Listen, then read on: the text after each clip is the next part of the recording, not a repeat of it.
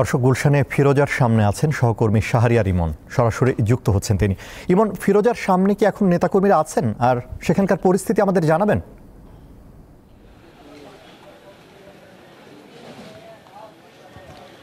ধন্যবাদ আনোয়ার।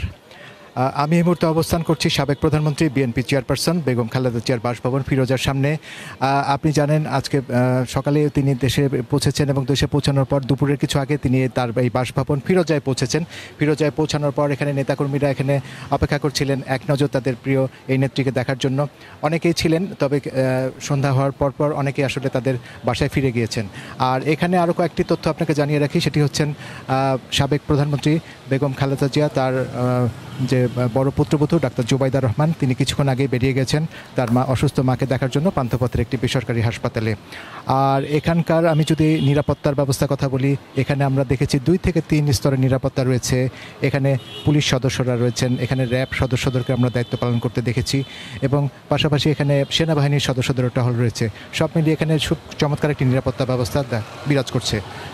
সব মিলিয়ে আসলে আমার হাতে ফিরোজার সামনে এখন পর্যন্ত এতটুকু ছিল।